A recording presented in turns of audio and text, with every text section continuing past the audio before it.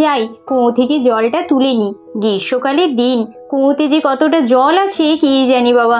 একেই এত গরম, তার উপরে জলের কষ্ট। দেখি জল পেলে ভালো, না হলে আবার নদীতে জল আনতে যেতে হবে। দেখে তো মনে হচ্ছে অনেকটাই জল আছে। বালতিটা ফেলে দেখি কতটা জল ওঠে। যাক বাবা, এক বালতির মতো জল উঠেছে। আজকের দিনটা কোনো মতে চালিয়ে নেব। যাই, অনেক কাজ পড়ে আছে। মাঝে মাঝে মনে হয় সকাল যে কেন হয় বাবা কে জানে।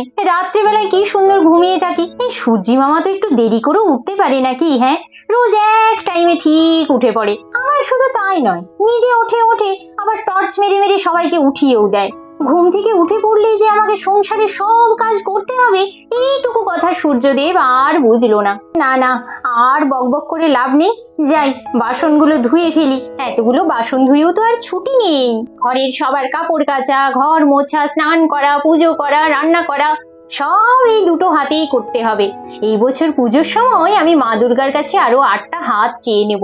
বলবো, মা এই দুটো হাতে আর পারছি না, 8টা হাত দয়া করে ধার দাও মা। গৌরী যখন বাসন মাজতে ব্যস্ত, তখন টিনা আর মণি ঘর থেকে বেরিয়ে আসে। এই মণি, ননির কথা ছাড়তো, ও যা বলবে তাই ঠিক নাকি? বিরাট বড় পণ্ডিত চলে এসছে তো একেবারে। না রে টিনা, ননি কিন্তু আজ পুরোপুরি ভুল কথা বলেনি, ও তো ঠিকই বলেছে।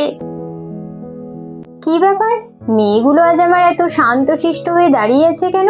ওদের আবার কি হলো? টিনা, মণি, কি হয়েছে মা? অমন চুপচাপ দাঁড়িয়ে আছিস কেন? কিছু না মা, কই কিছুই তো হয়নি, আমরা এমনি দাঁড়িয়ে আছি। না না, কিছু তো নিশ্চয়ই হয়েছে, না হলে অমন চুপচাপ দাঁড়িয়ে থাকার মেয়ে ওরা নয়। যাই যাই, আগে আমি দেখে আসি ওদের কি হলো, তারপরে না হয় বাসনগুলো মাজবো আমি। টিনা, মণি, কি হয়েছে বল না আমায়। দেখ মা, সংসারের এত কাজ পড়ে আছে, আর তোরা যদি এমন চুপচাপ দাঁড়িয়ে থাকিস, আমি কাজগুলো কি করে করি বলতো? বল না মা, কি হয়েছে? কেউ কিছু বলেছে? কিচ্ছু হয়নি মা, সত্যি বলছি। ও মা, কিছু হয়নি বললেই হবে? মুখ দুটো দেখেই তো মনে হচ্ছে নিশ্চয়ই কিছু হয়েছে। তোরা আমার থেকে কেন লুকোচ্ছিস মা? বল না আমায়, কি হয়েছে তোদের? আচ্ছা মা, তুমি তোমার বিয়ের আগে কোথায় থাকতে? বিয়ের আগে তোদের মামা বাড়িতে, মানে আমার মা বাবার কাছে থাকতাম। আর ঠাম্মা কোথায় থাকতো? ঠাম্মা তার মা বাবার কাছে থাকতেন। তাহলে পিপিমণির বিয়ে হয়ে গেলে পিপিমণিও এই বাড়ি ছেড়ে চলে যাবে? হ্যাঁ মণি, বিয়ে হয়ে গেলে তো পিপিমণিও চলে যাবে। তার মানে আমরাও? এই, কি হয়েছে বলতো তোদের? কি সব প্রশ্ন করছিস তখন থেকে? হ্যাঁ, ও মা জানো, ননি বলেছে আমাদের বিয়ে হয়ে গেলে আমাদের এই বাড়ি ছেড়ে চলে যেতে হবে। মা, ও মা, বলো না, সত্যি আমাদের এই বাড়ি ছেড়ে একদিন চলে যেতে হবে? বলো না মা, ননি ভুল কথা বলছিল, আমরা কোথাও যাব না বলো? হ্যাঁ রিমনি, মানে না সোনা, আয় আমার কাছে আয়। আমি তোমাকে আর বাবাকে ছাড়া থাকতে পারবো না মা। ঠিক আছে, তোকে কোথাও যেতে হবে না। আয় টিনা, আমার কাছে আয় তো মা। হ্যাঁ মা, আমিও কিন্তু তোমাকে ছাড়া থাকবো না বলে দিচ্ছি। ওরে বাবা, এই দুই মেয়েকে নিয়ে তো বেশ মুশকিলে পড়লাম। আচ্ছা, তোরা আমার পাশে বস, আমি বলছি। বলো না মা, ননি কি ঠিক বলছিল? না সোনা, তোদেরকে কোনো বাড়ি ছেড়েও যেতে হবে না, আর অন্য কারোর বাড়িতেও যেতে হবে না। তাহলে আমরা এখানেই থাকবো বলো মা? না, আমি চাই না আমার টিনামণি এখানেই থাকুক। তাহলে আমরা কোথায় যাব মা? তোরা ভালো করে পড়াশোনা শিখবি, বড় হবি, মানুষের মতো মানুষ হবি, চাকরি করবি, তারপর নিজের মনের মতো করে খুব সুন্দর একটা বাড়ি বানাবি। সেই বাড়িটা শুধু তোদের বাড়ি হবে, না শ্বশুর বাড়ি আর না বাপের বাড়ি। একটা টিনার বাড়ি আর একটা মনির বাড়ি। কিন্তু আমরা ওই বাড়িতে একা একা কি করব মা? একা কোথায়? তারপর তোদের বিয়ে হবে, দূর দেশ থেকে পক্ষীরাজের ঘোড়ায় চেপে টকবক টকবক করে দুই সুন্দর রাজকুমার আসবে, আর আমার রাজকুমারীদের বিয়ে করবে। তারপর কি হবে মা? তারপর তারপর আমার টিনা মা আর মণিমা দুজন নিজের নিজের বাড়িতে আমার মতো সংসার করবে। তোদেরও আমার মতো দুটো সোনামণি থাকবে, তোরা খুব খুশি থাকবি মা। আর তুমি, বাবা, কাকাই, পিপিমণি, ঠাম্মা, তোমরা আমাদের সাথে থাকবে না? কে বলেছে আমরা তোদের সাথে থাকবো না? শোন, তোর মায়ের কথা জানি না, আমি কিন্তু তোদের সাথেই থাকবো। আহা, কি কথা! বলি তুমি থাকলে আমি থাকবো না কেন?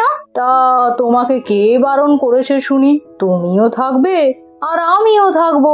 ওরে বাবা, নতুন বাড়ি, রাজকুমার, মা, বাবা সবাই একসাথে আমরা থাকবো, এ তো বিশাল ব্যাপার হবে।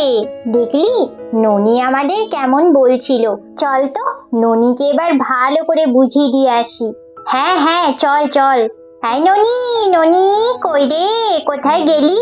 কি হলো গৌরী? জানো, আজ টিনামণির প্রশ্নগুলো শুনে আমার মনটা কেমন করে উঠলো। সত্যিই তো, আমাদের মেয়েগুলো যখন বড় হবে তখন ওদের বিয়ে দিতে হবে, আর ওরা আমাদের ছেড়ে শ্বশুর বাড়ি চলে যাবে বলো। তখন আমার এই পুরো বাড়িটা খালি হয়ে যাবে। আমি কিভাবে থাকবো গো মনির বাবা ওদেরকে ছেড়ে? ও গৌরী, এমনটাও তো হতে পারে বলো, যে আমরা ওদের সাথেই থাকলাম, আর তা না হলে ঘর জামাইয়ের ব্যবস্থা করে দেবো গো। প্রথমেই বলে দেব, যে ঘর জামাই হয়ে থাকতে চাও তাকেই আমরা এই বাড়ির জামাই করব। বাবা বাবা, নিজের বেলায় পাকা আম আর পরের বেলায় আটি। হ্যাঁ গো, বলি আমার বাবা মা যদি তোমায় বলতো ঘর জামাই হয়ে থাকতে, তাহলে তুমি আমায় বিয়ে করতে? হ্যাঁ, তোমার বাড়িতে ঘর জামাই হয়ে থাকবো আমি? বাবা, ওটা বাড়ি না জেলখানা বোঝাই যায় না।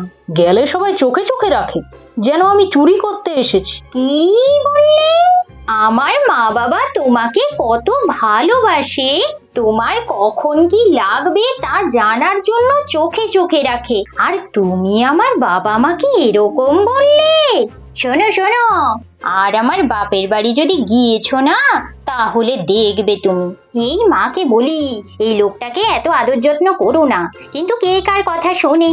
এ বাবা, এই এক কাণ্ড সামলাতে গিয়ে তো আরেক কাণ্ড ঘটিয়ে বসলাম। ও গৌরী, গৌরী, আরে বাবা শোনো তো, আমি তোমার সাথে মজা করছিলাম গো।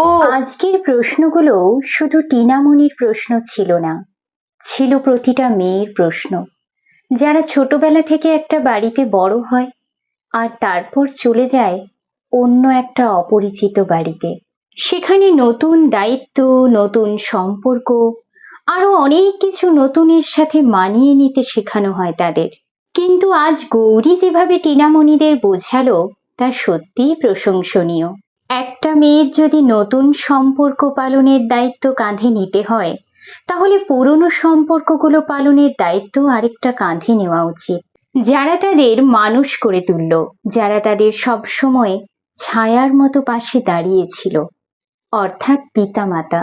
আর আমরা অনেক মেয়েরাই এই দুই দায়িত্ব সমানভাবে পালন করার চেষ্টা করি। কিন্তু এই অনেক মেয়েরা থেকে যখন সব মেয়েরা এই দায়িত্ব পালন করতে পারবে, তখন হয়তো এক নতুন সমাজ তৈরি হবে।